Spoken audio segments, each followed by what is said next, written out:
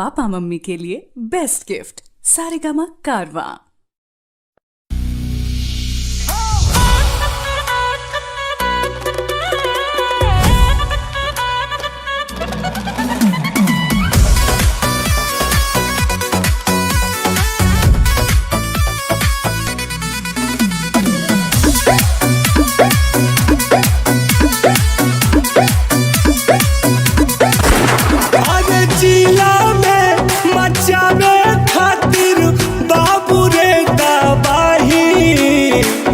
बुझाई रे सुन अरे जिला में मचावे खातिर बाबू रे दबाही पैसा ना तो पावर चाहिए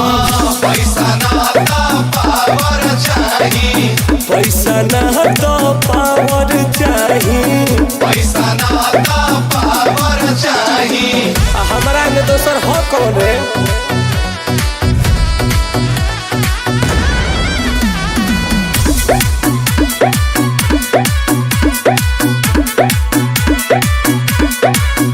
सब रुपये के तो खेल बाटे रुपये से जेल बेल बाटे भैया के आगे सब फेल बाटे सीधे अंबानी से मेल बाटे एकदम सही कहता हूँ भाई हमारा से कौन बरियार मालादार बाटे घर ही में लक्ष्मी जी के बहुत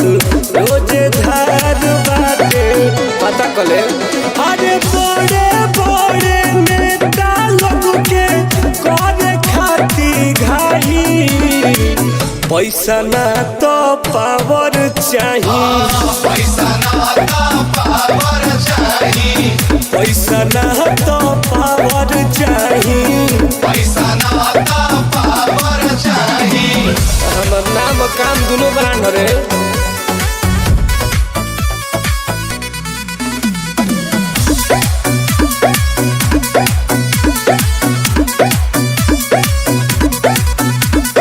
यूपी बिहार में नाम चले बालू के खदान चले भैया के सगरो काम चले पीछे पीछे नौजवान चले अरे हरे भाई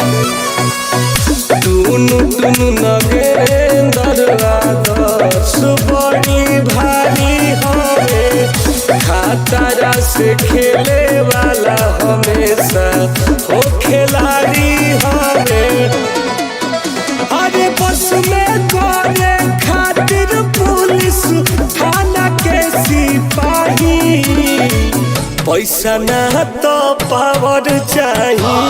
पैसा ना तो पावर चाहिए पैसा ना तो पावर चाहिए पैसा ना तो पावर चाहिए